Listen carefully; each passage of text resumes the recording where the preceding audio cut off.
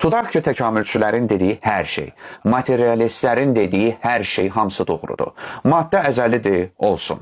Maddələrin özünə xas və zati kimyəvi əzəlliyi var, olsun. Cansız haldan canlı həyata keçib, olsun. Növlərin təkamülü, olsun. Qəbul edək. Daha nə istəyirsiniz? Bəs siz indi bizə necə sübut edərsiniz ki, bütün bunlar bu kainatın arxasında bir səbəb və yaradanın mövcud olduğuna inanmaqla ziddiyə təşkil edir? Hə?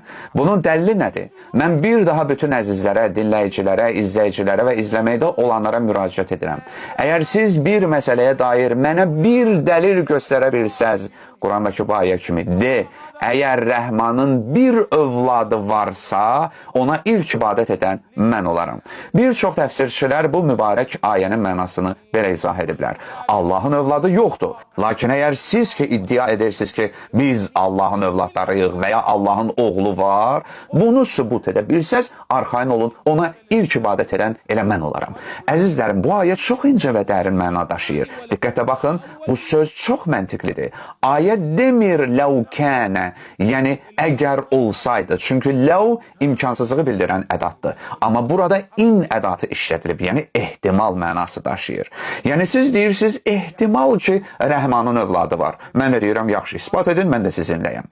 Baxın, Qurandakı məntiqi istidlal qaydasına nə qədər dəqiq və dərin qurulub. O, qarşı tərəfə demir ki, bu boş sözdür, xülyadır. Yox, demir ki, Rəhmanın övladı olsaydı. Çünki imtina ədatı olar. Bəs əgər ədatı tövhid mövzusuna gəldikdə isə deyir, göylərdə və yerdə Allahdan başqa tanrılar olsaydı, daha demir ki, varsa. Çünki bu imkansızlığı bildirir. Amma bu ayədə in ədatı var, yəni ehtimal. Elədirsə, ilk ibadət edən mən olaram.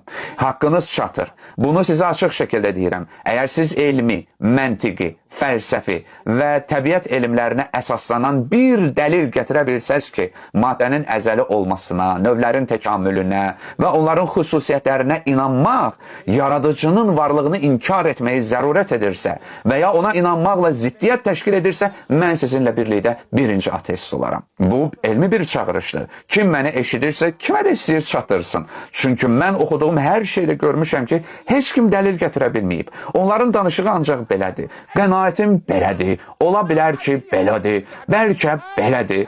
Təxminimiz belədir. Fasillər yoxdur. Siz Allah bu nə məntiqdir axı. Beləliklə, buraya qədər bizə aydın oldu ki, hətta əgər biz birincisi maddənin əzəli olmasını, ikincisi maddənin cansız haldan canlıya keçməsini, üçüncüsü bu ilk sadə hüceyrənin təkamül yolu ilə yenilənən növlərə çevrilməsini qəbul etsək də, bütün bunların heç biri nəyə dəlil sayılmaz? Hansı dəlillə?